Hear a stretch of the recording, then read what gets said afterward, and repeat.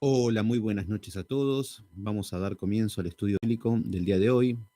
Vamos a continuar con el libro Segunda de Samuel. Estamos en el capítulo 18. Hoy vamos a ver la muerte de Absalón.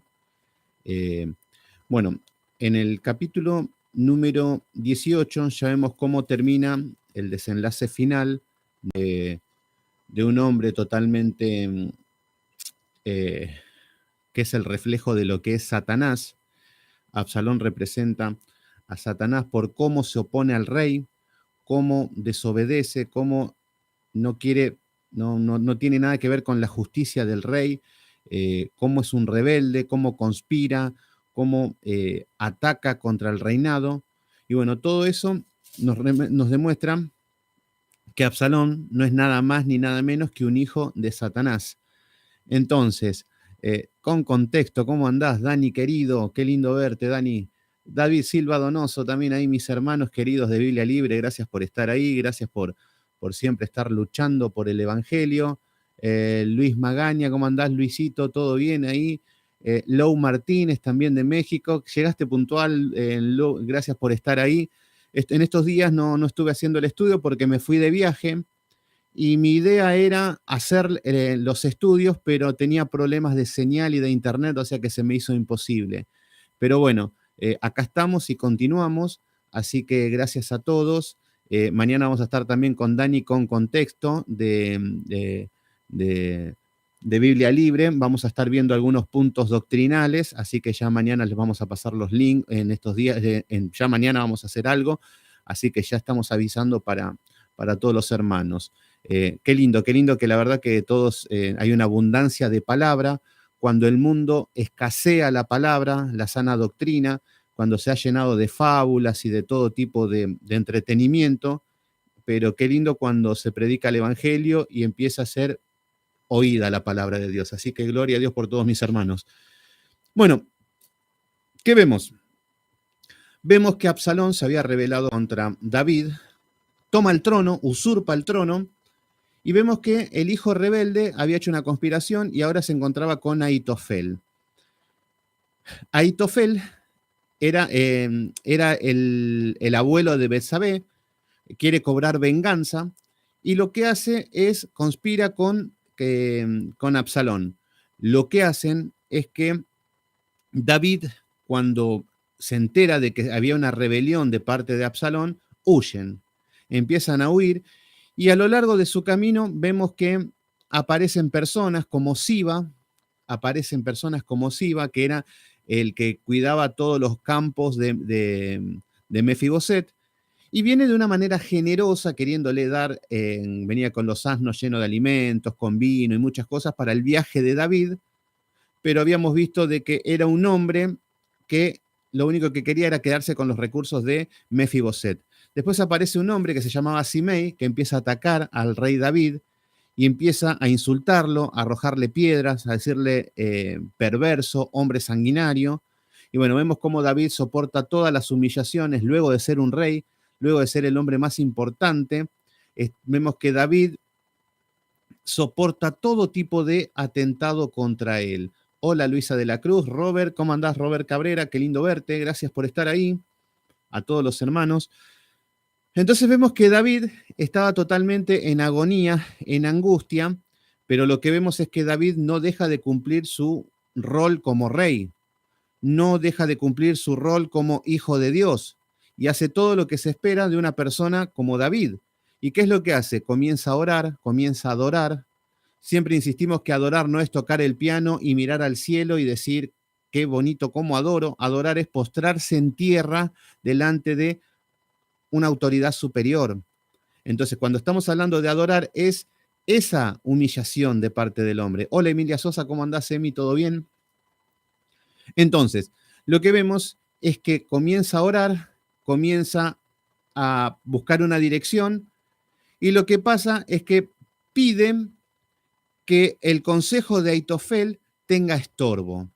Fíjense, y todo esto vamos a ver ahora cómo termina, cómo empieza a desenlazar todo esto en esta guerra. ¿Por qué? David habían sido alejados del trono, él y su familia. Absalón toma el trono sin menos así, sin ningún esfuerzo, que es así como muchos pastorcetes quieren llegar a ser pastores, a ser líderes, de que de la nada tener una iglesia multitudinaria y que la gente se someta y quieren todo sin hacer nada, igual que Absalón. Bueno, lo único que hacían era traicionar a las personas, conspirar, hablar mal del rey, y bueno, todas estas cosas la vemos que es característica de los hijos de Satanás. Entonces,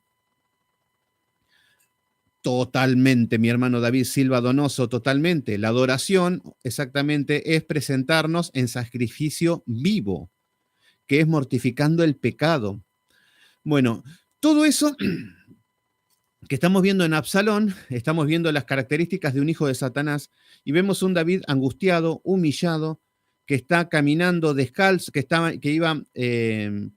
iba descalzo, que nos mostraba que no sabía ni a dónde ir y muchas veces nos pasa que no tenemos rumbo, no sabemos hacia dónde ir, con la cabeza tapada, que significaba que estaba de luto. Y vemos que cuando se entera de que Aitofel estaba con Absalón, ora y pide que Dios le ponga estorbo al consejo de Aitofel. ¿Por qué? Porque el consejo que iba a dar Aitofel los iba a matar a todos. Ese era el objetivo. Cuando hay este tipo de rebeliones, hagan de cuenta que hay una monarquía. Acá están bajo lo que es la monarquía. Cuando hay una monarquía, el rey tiene la autoridad absoluta. Y si aparece algún rebelde, si aparece alguno que quiere usurpar el trono con gente, hay una rebelión y hay una guerra civil. Y se pelea hasta que quede uno. No es que decimos, bueno, quedamos así. No, no, no, se mata. Entonces, lo que estamos viendo es que David sabía de que lo iba a mandar a matar a Aitofel y a Absalón. Bueno, a todo esto vemos que David toma el consejo utiliza a Usaí. ¿Quién es Usaí? Usaí es un sacerdote que lo lleva al trono junto con Absalón para servir a Absalón de parte de David, pero más que nada para que le ponga estorbo a lo que es el consejo de Aitofel. Entonces, lo que vimos la clase anterior en el capítulo número 17 había sido el consejo. Absalón va a pedir un consejo y es ahí donde Dios empieza a utilizar la providencia. Vemos que David en ningún momento lo vemos orando de que caiga un rayo y que mueran todos menos su hijo amado, o que Absalón se convierta y sea bueno de la noche a la mañana, que diga, Señor, conviértelo y que sea bueno mi hijo. No lo vemos orando de esta manera. Vemos que toma las armas necesarias conforme a lo que está sucediendo. Por eso tenemos que entender cómo es la fe, cómo es la oración, porque esto es lo que estamos viendo en David y lo que debemos entender. Le voy a dar algunos principios de lo que es la fe y en qué se está sosteniendo la fe de David. Porque todos creen que David, bueno, tenía mucha fe, entonces como creía tanto, pasaban cosas locas en el mundo. No, vamos a ver cómo funciona esto en cuanto a la fe. ¿Por qué? Porque estamos acostumbrados a ver muchas personas que caminan por fe, pero a ciegas. Y muchos creen que es pedirle a Dios y esperar de una manera mágica o milagrosa. Pero vamos a ver, la fe. Vamos a ver que David su fe nunca está en un contexto vacío. David nunca lo vamos a ver peleando contra Goliat, decir, bueno, me voy a pelear por fe. Pero nene, ¿vos sabés usar algo? La onda, no, no sé usar nada. ¿Sabés pelear? No, no sé pelear. ¿Alguna vez tomaste una espada? No. Bueno, vemos que David tenía estrategias, tenía recursos para ir a la guerra. Entonces, la fe de David estaba basada en algo, no en un contexto vacío. Entonces, vemos que David no tenía una fe ciega, que es lo que estamos acostumbrados, y en esto también no tiene una fe ciega con todo lo que le está aconteciendo. Por eso vamos a ver ahora cómo Dios, la mano de Dios, se mueve con David, pero en un contexto realista y no en un contexto misticista. ¿Se entiende? David no tenía una fe ciega, tenía habilidad, era una persona que tenía recursos, tenía habilidades, no tenía una fe muerta. Vanessa Rossi, ¿cómo andás, Vane? ¿Todo bien? Manuel González, ¿cómo estás? ¿Todo bien? Muy bien, ¿cómo andás? Hay bendiciones para todos. Lisi Torres, ¿cómo andás, Lisi? ¿Todo bien? Bueno, la verdadera fe, porque, a ver, Yo les pregunto a todos qué es la fe, y no, la fe es la certeza de lo que se espera, pero que no se ve, y que, bueno, dicen todo de una manera de memoria, que hasta mi nene de 7 años lo puede decir, pero el tema es que no saben cómo funciona. Entonces, muchos se creen que tener fe es como decir, yo creo tanto en algo, lo anhelo tanto, lo deseo tanto, que esa fe se convierte en realidad. Es como decir, yo tengo un poder mental, por eso te dicen que cuando los planetas se alinean y cuando... Pero eso es totalmente falso. Lo único que tenemos que hacer es estar en sintonía con la voluntad de Dios. Y en esa sintonía soportar todas las pruebas de la misma manera que está soportando David. Ataques, traiciones, está sufriendo un montón de cosas adversas, pero en ese contexto David no se mueve ni a diestra ni a siniestra, está sujeto en Cristo, en Dios. ¿Se entiende? Entonces, vamos a ver que la fe sin trabajo es muerta. Vemos que la fe sin trabajo es muerta. Fíjense, da la casualidad que cuando vamos a los movimientos pentecostales, neopentecostales y carismáticos, todos hablan de fe, pero nadie se esfuerza para nada.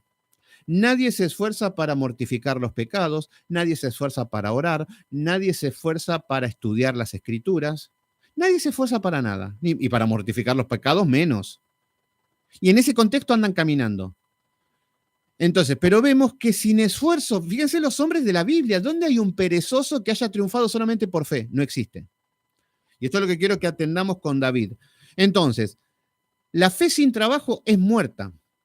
La fe sin esfuerzo y sin sacrificio es imaginaria. Gente que piensa de que yo soy el Hijo de Dios y que le pido a Dios, ya sea reclamándole, decretando, lo que sea, Dios me lo tiene que dar. Esto lo vamos a ver con Dani con contexto. Vamos a ver en ciertos temas de lo que es la guerra espiritual y todo lo que andan haciendo el hombre y lo que dice la Biblia. Pero tiene que ver con esto, con la fe. Mi fe es tan poderosa que suceden cosas que... Pero lo que vemos es que si hay una persona que tiene un contexto de ignorancia bíblica, ya la fe es imaginaria. Ya está hablando cosas del corazón. Por eso vemos a los Gigi Ávila que están diciendo de que sueñan, de que hablan, de que Dios, porque no estudian la palabra, porque no hay esfuerzo. Hay un esfuerzo para hacer el mal, pero no para hacer el bien. Vemos que la fe sin trabajo es presuntuosa. Uno presume. Yo supongo que Dios quiere que yo sea millonario. Fíjense qué bonito. Así caminan muchos. Presumiendo, imaginándose qué es lo que Dios quiere para mi vida. Y así andan por la vida. Entonces, como mi corazón perverso decide de que Dios tiene que salvar de esta manera, tiene que obrar de esta manera, tiene que trabajar en mí de esta manera y me tiene que dar lo que yo quiero, eso es algo totalmente, una fe presuntuosa. Pero nosotros no nos podemos dar el lujo de tener una fe muerta, de tener una fe imaginaria y de tener una fe presuntuosa. ¿Por qué? Porque debemos tener la verdadera fe, que es la que tiene David. ¿Cuál es la verdadera fe? La verdadera fe es sensata, sensatez. Fíjense que David cuando ora dice, Señor, oh Jehová, pon estorbo al consejo de Aitofel. ¿Qué vemos en esa oración cortita? Sensatez. No empieza que le agarre una CB a Aitofel. No, no, no. Vemos la sensatez en una oración corta. Le pide a Dios que lo ayude en algo sensato. ¿Se entiende? Y todo esto en un contexto de esfuerzo, de sacrificio, de angustia, de tristeza, de dolor, pero de fidelidad es lo que estamos viendo. Vemos que, punto número 2, la verdadera fe es prudente. Vemos que David es prudente, está quieto y no está haciendo nada. Está llorando, descargando sus lágrimas delante de Dios. No sale a la guerra, no sale a hacer... No, espera en Jehová y vemos que es prudente. Entonces, nuestra verdadera fe está basado en la prudencia.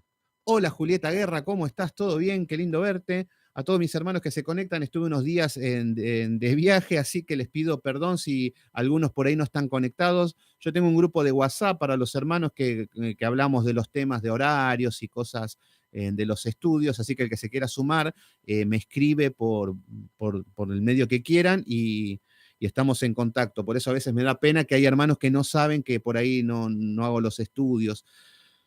Bueno, La fe es sensata, la fe es prudente, David está siendo prudente. La fe de David tiene sabiduría, conoce a Dios. Pero hoy lo que estamos viendo es que como no conocen a Dios, no tienen sabiduría. Como no tienen sabiduría, oran como oran, decretando, declarando, exigiéndole a Dios, tentando a Jehová más que nada. Si yo le digo a Dios, Dios, solucioname este problema ahora, eso significa tentar a Dios. Significa que yo no estoy de acuerdo con la voluntad de Dios, entonces yo me rebelo contra Dios y que cambie su manera de pensar. Más soberbio no se puede ser. Entonces, la verdadera fe es prudente, tiene sabiduría, tiene conocimiento. Fíjense que David conoce a Dios. Cuando caminaba mal, conoció el carácter de Dios y corrige. Vemos que la verdadera fe está sostenida por Dios. La verdadera fe está sostenida por Dios. ¿Qué significa esto? Esto significa que Dios no actúa de una manera independiente. A ver, Dios no es que va a actuar de una manera conforme a lo que yo quiero. Acá vemos que la fe sostenida por Dios significa que está basado en los principios bíblicos, significa que está basado en el conocimiento de Dios. Y en ese contexto vamos a ir caminando. Y en ese contexto está caminando David en esta situación. La verdadera fe tiene valor. Fíjense que David lo único que quiere es que lo trague la tierra. Una peor situación no puede estar este hombre. Su hijo amado, que había matado a su otro hijo, que el otro hijo había violado a su otra hija. Y ahí estamos viendo todos los problemas que está viviendo. Pero ante todo esto, vemos que David no es un cobarde. No es que esquiva el problema. No es que dice, me voy al mundo. No hace como Saúl, que se va a la divina de Endor. Vemos que la fe de David está sostenida en el valor. Por eso vamos a ver que la fe de David lleva al esfuerzo.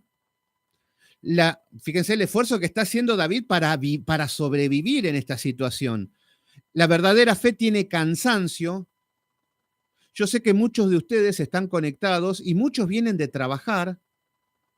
Recién esta hermana que recién se conectó viene de trabajar y yo sé que de trabajar vienen cansados, que por ahí les gustaría bañarse, mirar la televisión, comer, pero están haciendo un esfuerzo para estudiar.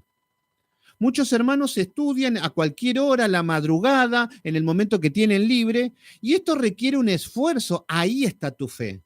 ¿Tenés fe en Dios? Sí, tengo mucha fe.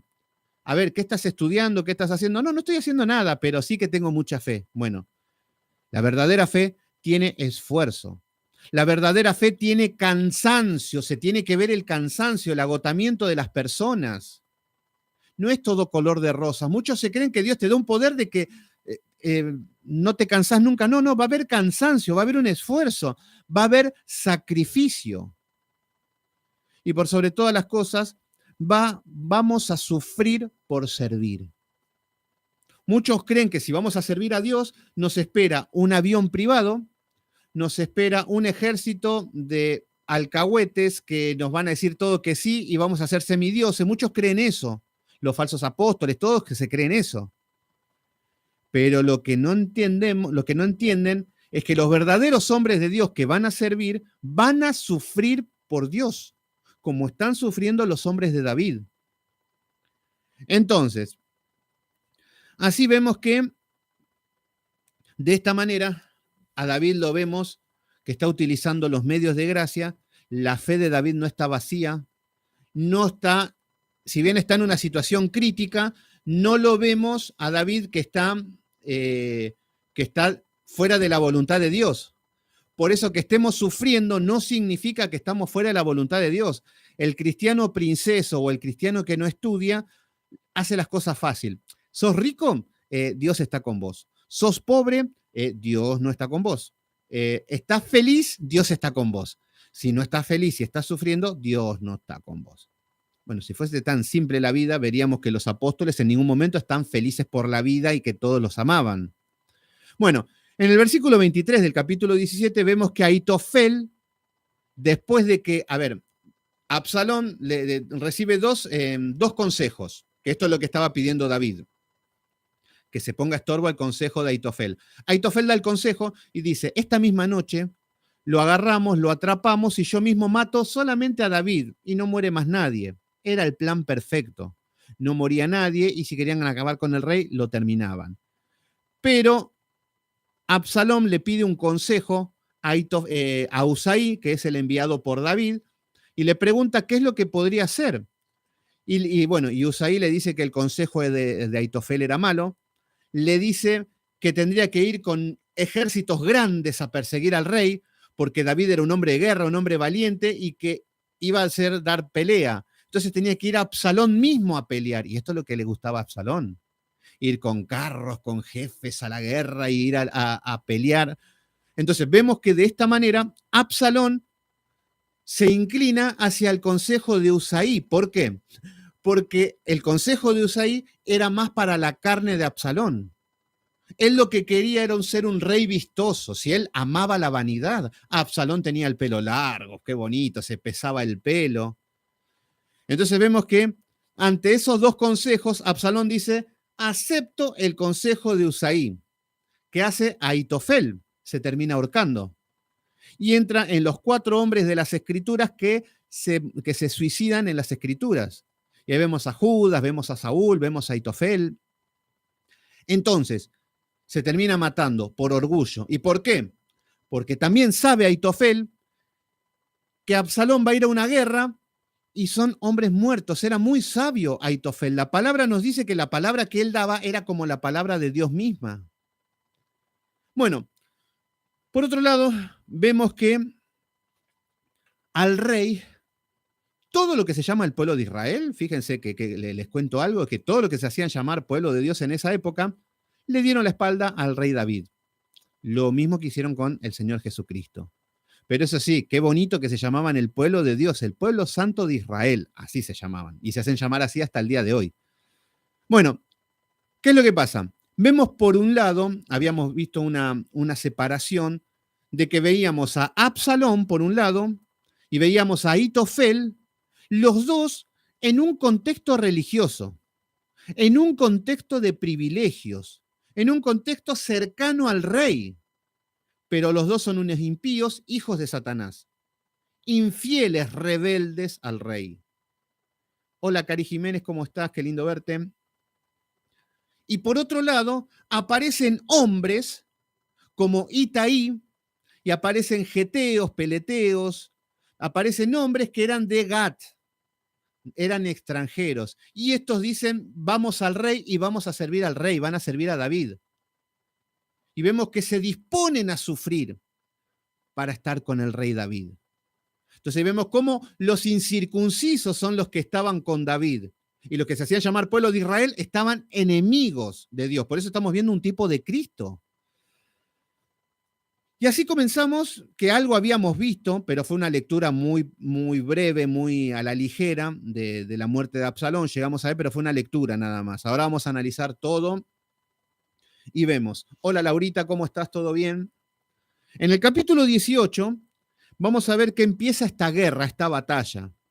Por un lado tenemos a Absalón, que es un joven que no tiene experiencia y que no solamente no tiene experiencia, sino que está tomando el consejo de una persona que no tiene que tomar el consejo y al mismo tiempo no tiene gente idónea. Los valientes de Israel están con David. Entonces vemos un ejército grande, numeroso, pero que no son valientes, que no son hombres preparados para la guerra. Por eso me da risa cuando muchas personas me dicen, bueno, pero aquella iglesia es chiquita y yo tengo una iglesia de 5.000 personas como mínimo y a veces no damos abastos, tenemos que agrandar las iglesias. Sí, sí, sí, buenísimo. Los testigos de Jehová te llenan un estadio en 5 minutos. Los musulmanes ni hablar.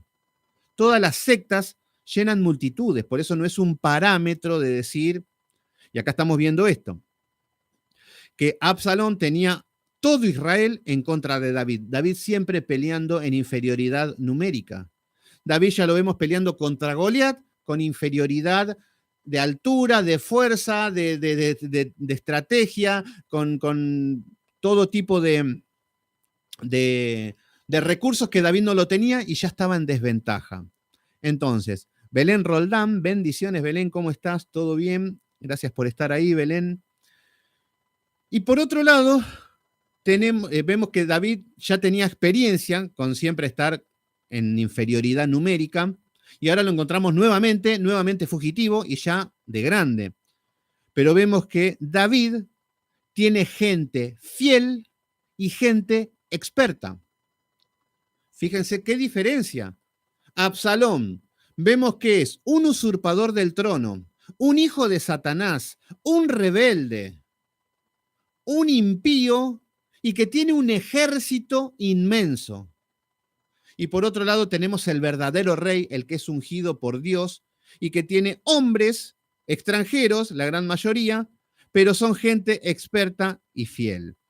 Y así comenzamos el capítulo número 18. David, pues, pasó revista al pueblo que tenía consigo y puso sobre ellos jefes de millares y jefes de centenas. Fíjense que David, cómo hace lo que tiene que hacer, cómo la responsabilidad que tiene David lo hace. Hola Verónica Liliana, bendiciones, hermana querida, y gracias por estar ahí. A mis hermanos de Misiones, también ahí de Posadas, así que saludos ahí a mis hermanos, que justo estos fines de semana anduve por esos lados, así que hermoso, la verdad que quedé enamorado de esos paisajes, así que muy lindo todo lo que es Misiones. Y me estaban diciendo que hace como 30, 32 grados estaba haciendo hoy, creo, hoy en 30 grados estaba haciendo en Misiones hoy. Acá me estoy muriendo de frío. Bueno, ¿qué hace el rey? Fíjense que David podría decir, no, estoy mal, tengo una angustia, no puedo ni pensar, no puedo hacer nada, entonces no tengo tiempo de orar, no tengo tiempo de adorar, porque claro, como estoy mal. Y esa es la excusa de muchos cristianos. Trabajo tanto que no puedo ir a la iglesia. Y Dios sabe mi corazón que claro, como trabajo mucho, no puedo ir a la iglesia. Claro, entonces, no hay excusa para las cosas de Dios, ¿eh?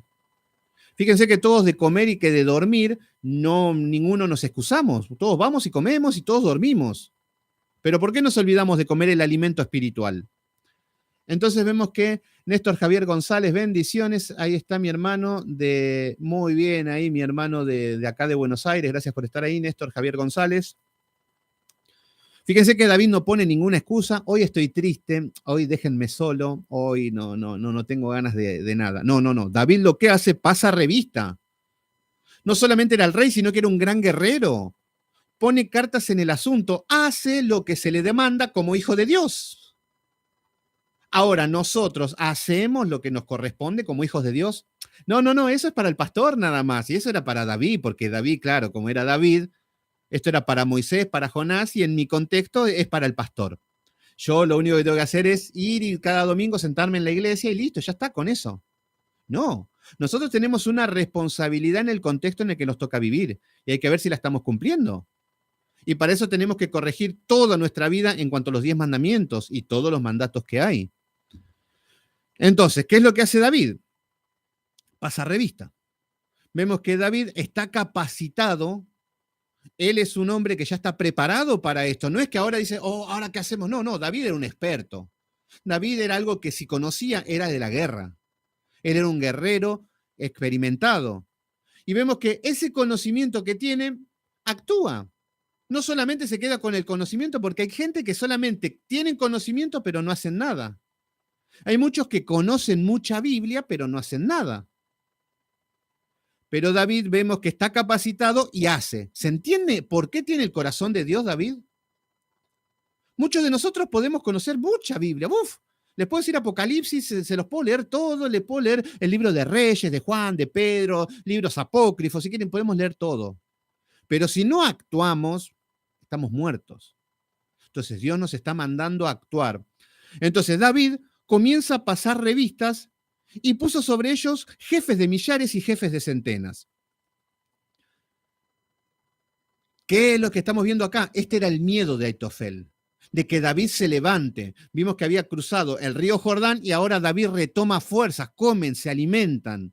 Fueron alimentados por gentiles. En el versículo 27 del capítulo 18, vemos que David nos dice que fue a Mahanaim, y aparecen un montón de hombres que eran gentiles, Maquir, hijo de Amiel, de Lodebar, Y nos dice que trajeron al pueblo que estaban con él camas, tazas, vasijas de barro, trigo, cebada, harina, grano tostado, habas, lentejas, garbanzos tostados, miel, manteca, ovejas, queso de vaca. ¿Y todo para qué? Para que se alimenten. Y el pueblo estaba hambriento y cansado y sediento del desierto. Bueno, acá se renuevan, comen, se alimentan, y en el capítulo 18 ya lo vemos a David de pie y el ejército de pie. Y esto es lo que tenía miedo Ahitofel. Por eso Ahitofel, si enviaba el ejército antes de que se alimente, los vencía a todos. Pero Absalón tomó el consejo equivocado. Entonces, en el versículo número 2 nos dice: envió David al pueblo una tercera parte debajo del mando de Joab, una tercera parte del mando de Abisai, hijo de Sarvia, hermano de Joab, y una tercera parte al mando de Itaí Geteo. ¿Qué es lo que hace David? Yo voy a la guerra por fe. Vamos, por fe, porque hay una alabanza que dice que con un hijo de Dios nadie se mete. Entonces vamos a la pelea con Dios, que con un hijo de Dios nadie se mete. Así andan los cristianos. Uno se agarra la cabeza y se ríe porque se creen que son princesos, que nadie los va a tocar. Pero el tema es que si hay una fe vacía, que está en un contexto vacío, son unos hombres muertos, por no decir impíos. Son hombres muertos. Pero vemos que Mariana Galuzzi, ¿cómo andás, Mariana? Bendiciones, gracias por estar ahí. Mariana, saludos para todos tus familiares. Gracias por estar en los estudios. Ani Sánchez Quintana también ahí. Emilia Sosa se está riendo de algo. Bueno, fíjense que David, ¿qué es lo que hace? Pone 3 hombres a cargo. Fíjense cómo empieza a ordenar un ejército. Irma Martínez, bendiciones, gracias por estar ahí desde Venezuela. Muy bien, gracias Irma Martínez, siempre por estar ahí, siempre en los comentarios, siempre muy activa en la fe. Así que bueno, gracias por estar ahí, hermana querida. David junta 3 hombres, llama a 3 hombres. Por un lado, Joab, que ahora vamos a ver a Joab principalmente en un momento, que era un hombre valiente, era un hombre de guerra. Si algo entendía Joab, era de guerra. Era alguien que estaba al servicio de la nación. Y también estaba Abisai, que era el hermano de Joab, otro hombre experto en la guerra, y eran familiares.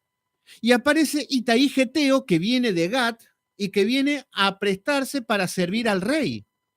3 hombres valientes, 3 hombres de guerra, dispuestos a morir por el rey, dispuestos a servir a los suyos. Ellos estaban puestos para servir, ellos tenían una responsabilidad que cumplir. Eran guerreros. Pero los guerreros de hoy en día echan a Satanás con una alabanza. Los guerreros de hoy en día, bueno, son tan ridículos en tantas cosas.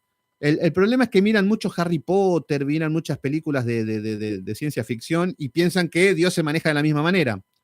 Pero vemos que David no hace ese tipo de misticismo, de esas oraciones fantasiosas. No.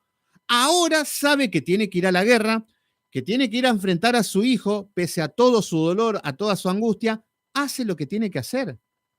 David podría decir, por amor a mi hijo no hacemos nada. No, David sabe que es el rey, que tiene que cumplir con su responsabilidad.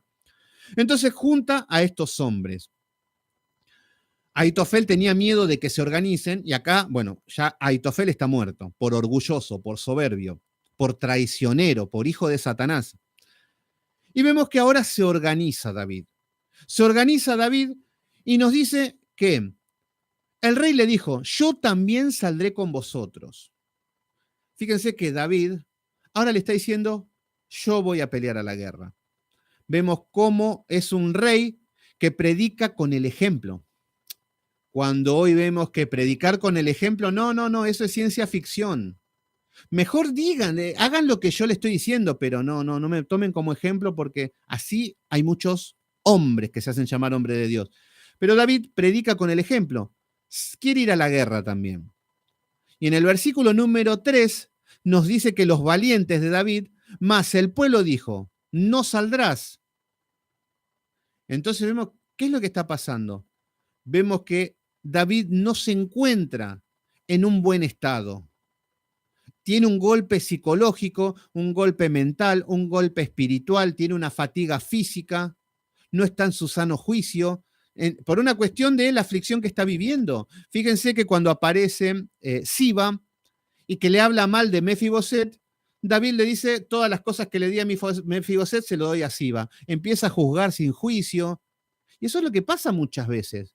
Muchas veces no estamos ni para dar un consejo, muchas veces no estamos para hacer nada. Puede pasar. Y en esta es la situación de David que está viviendo. Por eso le dicen, mas el pueblo le dijo, no saldrás. Porque si nosotros huyéremos, fíjense que tienen una fe realista.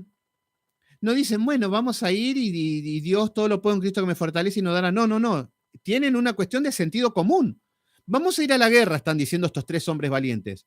Pero ¿qué pasa si nos vencen? ¿Qué pasa si tenemos que huir? Por eso dice, porque si nosotros huyéremos, no harán caso de nosotros, aunque la mitad de nosotros muera. No harán caso de nosotros, más tú ahora vale tanto como 10.000 de nosotros. Será pues mejor que tú nos des ayuda desde la ciudad. Bueno, lo que están diciendo es que si llega a morir David, él es el más importante. Esto es lo que están diciendo estos hombres. Están cuidando al rey, aman a su rey, respetan a su rey, cuidan a su rey. Y sirven y viven y mueren por el rey. ¿Se entiende? Ahora, por Jesucristo decimos, no, no, yo a Jesucristo lo amo y lo amo con un corazón de tanto hay, lo amo tanto a Jesucristo. Muy bonito todo, las palabras se las lleva el viento. Actos. Actos no tengo ninguno, pero que lo amo a Dios ni se imaginan. Bueno, así están caminando muchos, que son los que se van de cabeza al infierno. Pero por eso tenemos que entender que de la misma manera que están actuando estos hombres, nosotros debemos actuar con Jesucristo. Fíjense que estos hombres hacen esto porque aman a David. Estos hombres hacen esto porque respetan y porque lo cuidan al rey. Bueno, nosotros debemos tener estas características del servicio de amor a Dios, del sacrificarnos nosotros por el rey, de dar nuestra vida por el rey. Y no pongo un contexto romántico, porque muchos se creen que, por ejemplo, cuando la palabra nos dice que el que quiera ganar su vida la perderá, y el que quiera, ¿cómo era este versículo? A veces me olvido estos versículos tan simples. El que quiera ganar su vida la perderá, y el que pierda su vida la ganará. Y muchos se creen, yo por Jesucristo voy a ser un mártir. Entonces yo por Jesucristo voy a morir por él, por todo el pueblo, y voy a morir casi crucificado, y voy a sufrir, y voy a ser un mártir. Muchos se creen que eso es morir para muchos. Pero no, morir significa que renuncies al mundo, que renuncies al pecado, que renuncies a todo lo que desagrada a Dios según sus mandamientos. Eso es morir. Y no está hablando de ser ningún mártir. Entonces, lo que estamos viendo es que estos hombres son valientes y le dice, tú vales tanto como 10.000 de nosotros. Será pues mejor que tú nos des ayuda desde la ciudad. Vemos que es querido. Y en el versículo número 4, entonces el rey les dijo, yo haré lo que bien os parezca. Fíjense que ahora estamos viendo del lado de David un rey humilde. El rey podría decir, yo no escucho nada, yo hago lo que yo quiero. O fíjense los reyes de la actualidad, los políticos, los presidentes, los gobernadores, cómo hacen lo que quieren y no les piden permiso a nadie, por la soberbia, por la arrogancia, por el orgullo. Pero David, vemos que escucha y vemos que David tiene un espíritu humilde y dice, bueno, yo voy a hacer como a ustedes les parezca. Pero ¿por qué estamos viendo esto en David? No es que sea un hombre mágico, no es que sea un hombre, oh, no, porque David es David y yo como no soy David no puedo hacer estas cosas.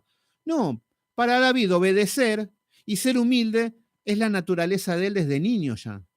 Desde chico obedecía a su padre, desde chico vemos que era diligente, que era esforzado, que Saúl lo perseguía sin nada, lo perseguía porque sí, y vemos que David siempre tuvo una postura de humildad, y hoy no le cuesta ser humilde. No, no es que se está esforzando, no es que se está tragando el orgullo, no. Dice, bueno, si les parece bien, no voy a la guerra. Y se puso el rey en la entrada de la puerta, mientras salía todo el pueblo de 100 en 100 y de 1000 en 1000. Versículo número 5. Y el rey mandó a Joab a Abisai y a Itai diciendo: tratad benignamente por amor de mí al joven Absalón. Fíjense que está llamando a los jefes, a los que pone como líderes. Fíjense la estructura que tiene, cómo Dios envía, cómo Dios prepara a los hombres para ir a la guerra. Porque hay muchas personas que no les gusta estar bajo el mando de Joab, bajo el mando de David. Hay gente que no le gusta estar bajo el mando de Itaí. No, yo, Jehová es mi pastor, yo me manejo solo con Dios. Y ahí andan como llaneros solitarios. Entonces, lo que vemos es que acá hay hombres que tienen que obedecer lo que el rey pide. Fíjense lo que está pidiendo ahora. David está pidiendo que traten benignamente a Absalón, que no lo maten. Fíjense cómo David sabe de que van a vencer. Y esto no es futurología, esto no es adivinación, esto no es una fe ciega que sé que vamos a ganar porque Dios me lo tiene que entregar. No. David sabe que Ahitofel no se escuchó ese consejo. David sabe por los mensajeros de que Absalón va a ir a la guerra. Y David tiene estrategias y es un hombre de guerra. Y David sabe que los va a vencer. No hay nada raro, no hay nada loco en esto. Sabe que Absalón no tiene experiencia. Sabe que Absalón no tiene hombres idóneos. Sabe que Absalón no tiene un ejército de valientes. Entonces ya sabe que va a vencer David. Por eso le está diciendo a Joab, a Abisai y a Itai, que eran los jefes, los líderes, tratad benignamente por amor de mí al joven Absalón. ¿Por qué? Porque si David no estaría confiado en que va a ganar, no por una fe tonta, una fe ciega, sino porque sabe que las condiciones van a ganar, porque él conoce su ejército y sabe la situación. Y vemos que tiene esa confianza porque si no, David estaría orando para que cuide al ejército, para que los guarde, para que Dios esté con ellos, para que si pierde, no está pensando en esta manera. Ya da por ganada la batalla y ya está pidiendo que cuiden a su hijo Absalón. Entonces, qué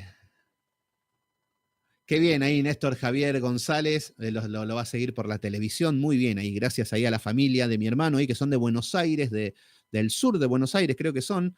Así que bueno, gracias por estar ahí, Javier González. Bueno, fíjense que hay un mandato. Esto es una orden del rey. Y esto quiero que pongamos atención ahora. Porque acá vemos un simple mandato. Algo que es establecido por el rey. Y lo que dice el rey no se puede violar en los mandatos. Lo que dice nuestro rey no se puede desobedecer. ¿Se entiende? Por eso vamos a ver que David es un tipo de Cristo.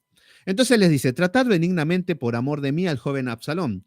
Y todo el pueblo oyó cuando dio el rey la orden acerca de Absalón y todos los capitanes. O sea que esto fue para todos. Fue para todos que traten bien a Absalón, que no lo maten en simples palabras. Y en esto estamos viendo nuevamente un tipo de Cristo de cómo defiende al pecador. Cómo David está protegiendo a un pecador, a un impío, a un hijo de Satanás, en simples palabras. Pero estamos viendo cuál es el carácter de Dios, que nosotros somos peores que Absalón. ¿Se entiende? Pero el rey es el que está delante de nosotros y el que está pidiendo de esta manera. Tratad benignamente por amor de mí a Sebastián, cuando merezco la muerte, merezco la humillación. Pero Jesucristo de esta manera está diciendo, y ahí ponemos el nombre de cualquiera de los que están ahí. Traedme benignamente, protejan, no maten al hermano, y ahí ponemos el hermano de las listas que que estamos viendo. Es para nosotros esto. Entonces, en el versículo número 6 nos dice, salió pues el pueblo al campo contra Israel. Fíjense que David tiene su ejército, lleva a los líderes y el pueblo sale a la guerra, los hombres de David. Fíjense qué loco. Van a una guerra y salen y se van a una guerra. Da la casualidad de que las escrituras nos habla de que estamos en una guerra, que estamos en una batalla, que estamos en una guerra. Y los cristianos lo único que hacen es darse la mano, orar y que la oración llegue al tercer cielo y que haga un efecto poderoso y que el cristiano sin hacer nada, que les vaya como ellos quieren. Eso es totalmente falso. Vemos que estos hombres están yendo a una guerra, pero no es que están diciendo, bueno, a ver, ¿qué me das? A ver, una espada. ¿Esto es una espada? Esto es un cuchillo grande. ¿Qué es esto? ¿Un escudo? No, estos hombres están preparados para ir a la guerra. Conocen lo que es ir a la guerra. Vemos que David, cuando estaba adulterando con Betsabé, estos hombres estaban en la guerra. Estos hombres vivían peleando. Y nosotros nos hacemos llamar guerreros muchas veces. ¿Estamos peleando por el Evangelio? ¿Estamos predicando el Evangelio? ¿Estamos denunciando el error? ¿Estamos exponiendo el pecado? No el pecado personal de las personas, porque eso te hace fariseo. Que yo diga, no, porque el hermano Juanito que está ahí es un adúltero. No, no es para eso. No, saco la palabra y que se exponga el pecado y que la luz del Evangelio impacte en las conciencias. Bueno, si hacemos eso, te va a pasar lo mismo que Jesucristo. Te van a crucificar, te van a apedrear como los profetas, etc. Pongan que la mujer no puede ser pastora y van a ver las piedras cómo empiezan a caer. Pongan un post de que las lenguas, no sé, que son cosas falsas. Agárrense. No, pero no, antes de recibir los piedrazos, mejor no digo nada y somos todos felices. Bueno, estamos en una guerra, mis hermanos queridos. Bueno, nos dice que se libró una batalla en el bosque de Efraín. A ver, acá estaban en Efraín, que David tiene una estrategia. David no sale a una guerra porque sí, no sale a la guerra a ciegas, con una fe ciega, no, él estaba preparado, capacitado, pero está guiado por Dios.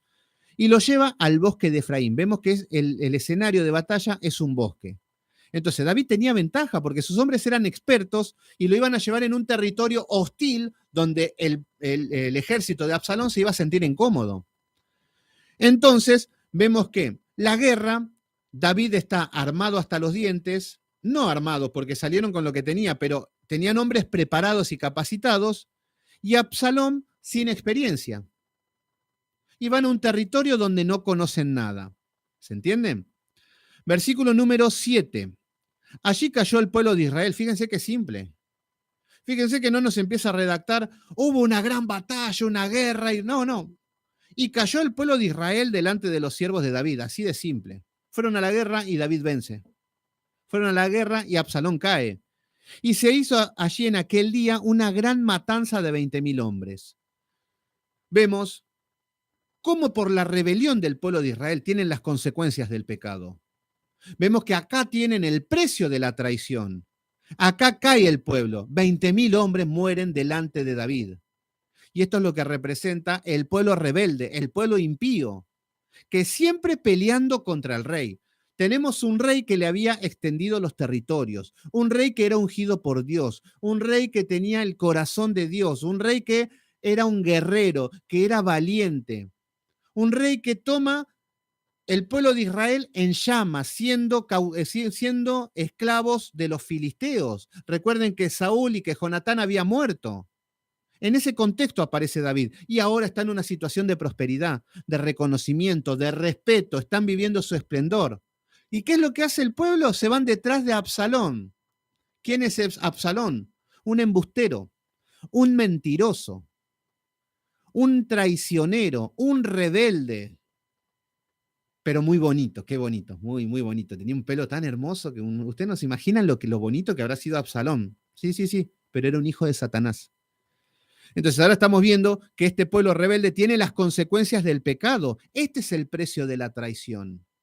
Acá estamos viendo que ahí tienen la paga. La paga del pecado es la muerte. Y ahí lo estamos viendo al pueblo de Israel que están siendo avergonzados por el ejército de David. Cómo Dios sustenta al pueblo de David. Versículo número 8. Y la batalla se extendió por todo el país y fueron más los que destruyó el bosque en aquel día que los que destruyó la espada. ¿Qué nos dice la palabra? Nos está diciendo que Dios utilizó todos los medios que tenía a su alcance para proteger a este pueblo, incluso hasta el bosque. Acá nos dice que fueron más los que destruyó el bosque.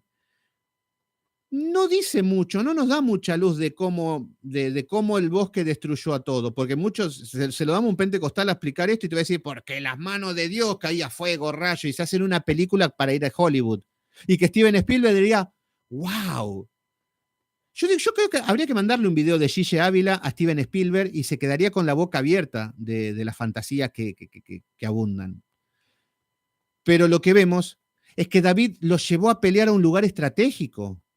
Lo llevó a un bosque donde utilizaron todos los recursos de la naturaleza para pelear contra Absalón, que iban a pelear a ciegas, que no tenían conocimiento, que no eran expertos, eran pan comido. Por eso la palabra nos dice que fueron más los que destruyó el bosque. O sea que en el bosque, ya en un momento, vamos a ver que en el bosque, vamos a ver que habían huecos grandes, hoyos, no sabemos si hay barrancos, si eran pantanos, no sabemos, pero las situaciones geográficas hizo que este pueblo caigan, que mueran solos. Entonces estamos viendo que la providencia divina nos muestra de que de la misma manera que Dios estuvo con Josué, que se incluso tuvo que detener el sol, el tiempo, un día, las horas necesarias hasta que ganen, el Señor hace todo lo que está a su alcance. Incluso utilizó a Jonatán para que vayan a la guerra, 2 hombres y pelearon contra un ejército y se terminaron matando entre ellos mismos el pueblo filisteo. Entonces vemos cómo Dios utiliza todos sus medios para salvar a su pueblo. Versículo número 9. Se encontró Absalón con los siervos de David e iba Absalón sobre un mulo y el mulo entró por debajo de las ramas espesas de una gran encina y se enredó la cabeza en la encina. Fíjense lo que pasa. Indiana Bedim, bendiciones Indiana, gracias por estar ahí, qué lindo ver gente nueva en el grupo, así que gracias por estar ahí, estamos en 2 de Samuel capítulo 18, estamos viendo justo la muerte de Absalón, estamos viendo un momento donde Absalón, un hijo rebelde que se levanta como rey, está a punto de morir. Pero fíjense de qué manera va a morir, porque acá ya nos vamos a enfocar en la muerte. Absalón nos dice que se enredó la cabeza con una encina. Fíjense que acá estamos viendo lo que está diciendo en el versículo número 8, que el bosque destruyó aquel día muchos hombres más que la espada del ejército de David.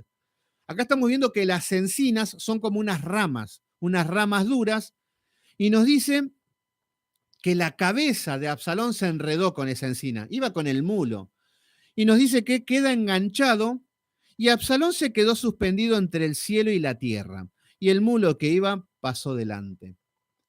¿Qué es lo que estamos viendo? Estamos viendo a David, que queda suspendido, a Absalón, que queda suspendido en el aire. ¿Qué podemos entender por esto? Vemos un hombre vomitivo para el cielo y vomitivo para la tierra. No estaba ni en el cielo ni en la tierra. Vemos un joven que no nos dice cuánto, pero habrá estado horas colgado, porque si no, alguno de su ejército lo hubiese salvado, lo hubiese ayudado. Lo vemos a Absalón que está colgado sobre una rama, hagan de cuenta que un árbol lo agarró de la cabeza a Absalón, si lo queremos hacer como fantasioso. Pero lo que estamos viendo es que Absalón está enganchado con su cabello.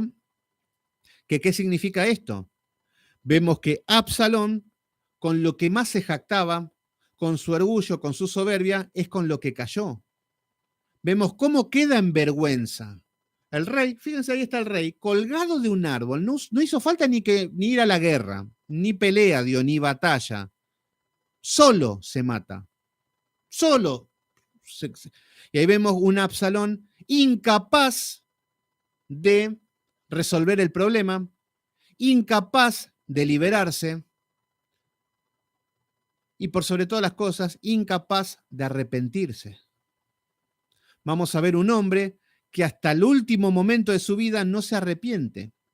En ningún momento se arrepiente. Entonces vemos que quedó suspendido sobre el aire y vemos que esto es lo que va a hacer Dios, que representa el pelo de Absalón, el orgullo. Oh, mi pelo, mi belleza, soy muy bonito. El orgullo, él se creía importante por su pelo, por eso lo pesaba y se jactaba de que tenía mucho pelo. Fíjense lo que hace Dios.